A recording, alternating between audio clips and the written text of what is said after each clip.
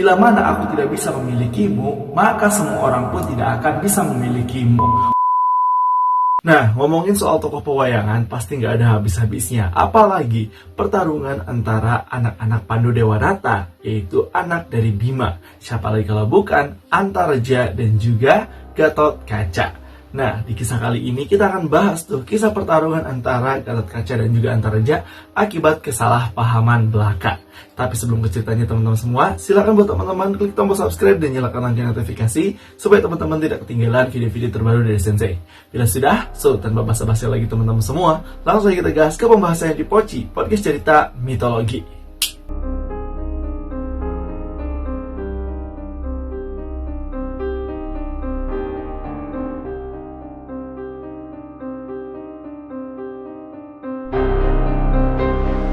Nah, teman-teman, siapa sih yang gak kenal dengan Gatotkaca dan juga Antareja?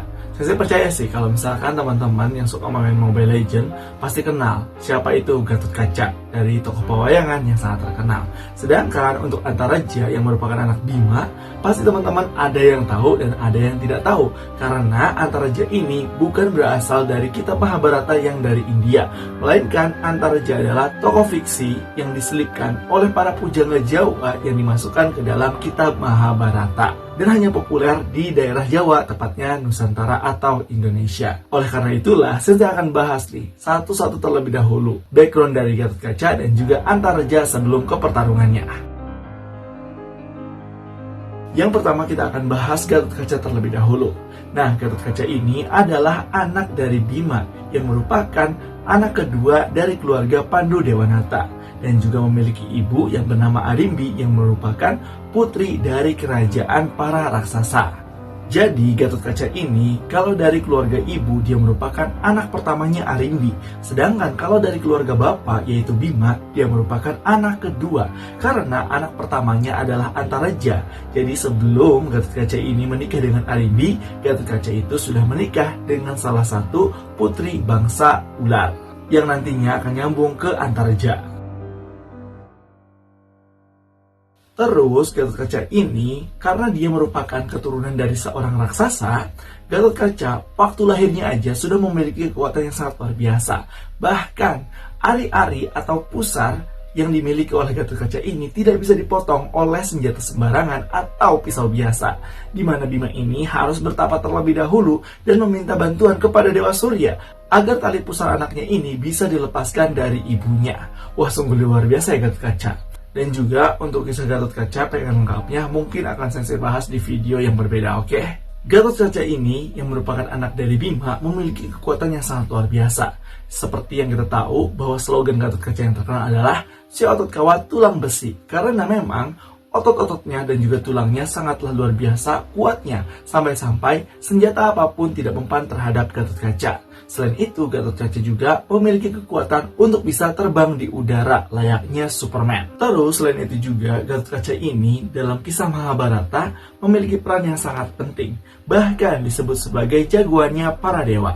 Tetapi, Gatotkaca ini pada akhirnya mati di tangan pamannya sendiri, yaitu Adipati Karna. Nah, untuk cerita Gatotkaca, mungkin akan Sensei dibuatkan video yang berbeda, oke? Dari mulai dia lahir, ketemu sama bapaknya Bima, ikutan di perang Mahabharata sampai kematiannya di tangan Karna. Nah, selanjutnya kita akan bahas Antareja. Nah, Antareja ini adalah anak pertama Bima dan juga Nagagini yang merupakan putri dari bangsa ular naga. Dia juga memiliki seorang kakek yang sangat luar biasa terkenal yang merupakan dewanya para ular naga adalah Anantaboga. Jadi sebenarnya gini teman-teman semua, tokoh Antareja ini dari kitab Mahabharata India sebenarnya itu nggak ada, tapi dia adalah karangan dari para pujangga Jawa yang diselipkan di kisah Mahabharata. Jadi pada awalnya adalah ketika Bima ini sedang dalam pengasingan dan kasus dibakarnya saung yang disebabkan oleh para Kurawa, Bima ini diselamatkan oleh bangsa ular yaitu Nagagini, sehingga Bima pun jatuh cinta kepada Nagagini dan sementara waktu tinggallah Bima di kerajaan para ular naga. Terus setelah diselamatkan dan juga tinggal beberapa hari ini di kerajaan para ular naga, Bima pun pada akhirnya meninggalkan Nagagini dengan keadaan Nagagini yang sedang mengandung seorang anak. Dan anak itu adalah Antareja. Kemudian setelah Antaraja lahir, dari kecil sampai Antaraja dewasa, Antaraja ini tidak pernah bertemu dengan bapaknya yaitu Bima. Hingga dia mempertanyakan kepada Nagagini, siapakah sebenarnya ayahku bunda? Nagagini pun menjawab bahwa ayahmu adalah salah satu dari anggota keluarga Pandu Dewanata yaitu Bima. Dan dari situ, Antaraja memutuskan untuk mencari sosok ayahnya yaitu Bima. Setelah dia memutuskan untuk mencari ayahnya, dia pun diberi beberapa ajian dan juga pusaka oleh kakek dan ibunya.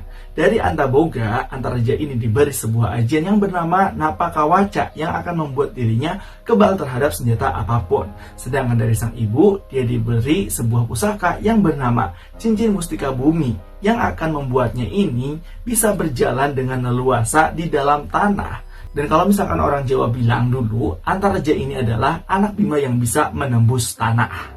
Selain itu, Antaraja juga memiliki sebuah kekuatan dapat bernapas di dalam air dan juga di dalam tanah. Dengan kekuatan cincinnya juga, menyebabkan Antaraja ini selalu terhindar dari kematian selama dirinya masih menapakkan di bumi atau di tanah. Kemudian selain itu juga ternyata kekuatan dari cincin Mustika Bumi ini bisa menghidupkan orang yang telah mati tetapi sebelum takdirnya. Jadi contoh, misalkan orang ini mati di usia 40 tahun, tapi di usia 30 tahun dia meninggal gara-gara dibunuh oleh seseorang, maka dari itu orang tersebut dapat dihidupkan lagi oleh Antaraja. Anjir, sakti bener ya? Nah, dalam perjalanan inilah Antaraja akan bertarung dengan Gatotkaca. Dia akan bertemu dan akan salah paham satu sama lain hingga mereka berdua ini bertarung dan adu kekuatan. Jadi ini dia kisahnya. Jadi pada suatu hari ada seorang putri yang sangat cantik bernama Subadra yang merupakan adik dari Dewa Kresna. Subadra juga merupakan istri dari Arjuna.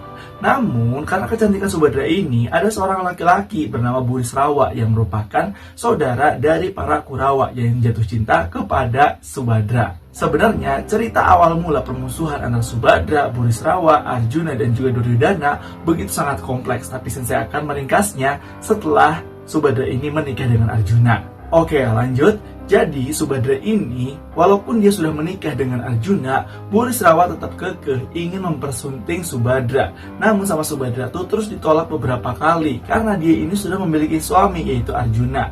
Tetapi Burisrawa yang jatuh cinta kepada Subadra, dia tidak peduli walaupun sudah ditolak beberapa kali.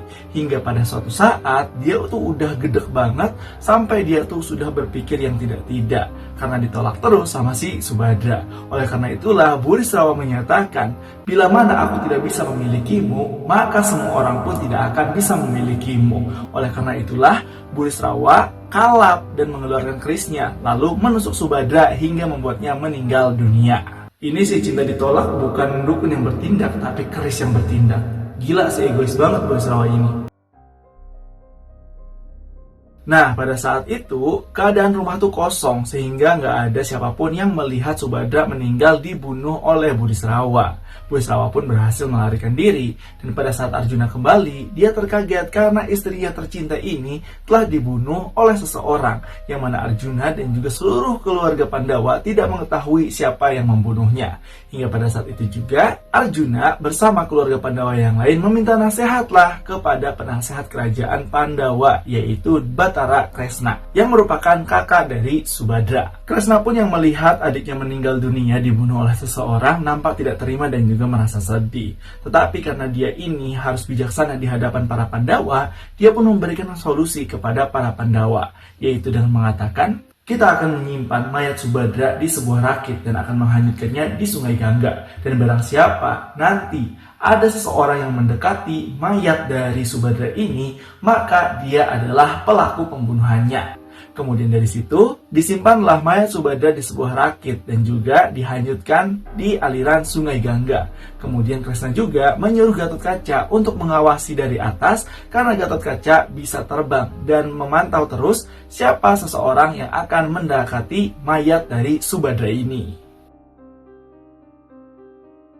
Di sisi lain, Antareja yang sedang menggali tanah untuk mencari keberadaan ayahnya di mana, dia tuh terus menembus tanah hingga pada akhirnya tidak sengaja menembus sisi lain dari Sungai Gangga. Nah, dari situ Antareja juga kayak langsung nyembul ke atas, kemudian memeriksa lokasinya sekarang ini sudah ada di mana, dan dia menyadari bahwa dia ini berada di Sungai Gangga. Nah, dia pikir dia juga diberi sebuah petunjuk oleh ibunya, kalau misalkan sudah ada di sekitaran Sungai Gangga, coba terus telusuri Sungai Gangga, dan nanti kamu akan sampai di Kerajaan Pandawa. Mengingat pesan dari ibunya, Antareja pun mulai tuh berenang menyusuri Sungai Gangga. Terus pada saat dia sedang menyusuri, tiba-tiba dia tuh melihat sebuah rakit dan ada mayat terbujur kaku di sana. Antareja pun yang melihat mayat cantik tersebut langsung heran kira-kira siapa membunuhnya dan penasaran. Dan kemudian setelah itu Antareja juga berpikir untuk menghidupkan kembali si putri tersebut. Dengan kekuatan yang dimiliki oleh ibunya, hitung-hitung dia akan menguji kekuatan yang diberikan oleh ibunya yang merupakan cincin mustika bumi. Sedangkan di sisi lain dari atas, Gatot-Kaca melihat ada seseorang yang mendekati mayat Subadra.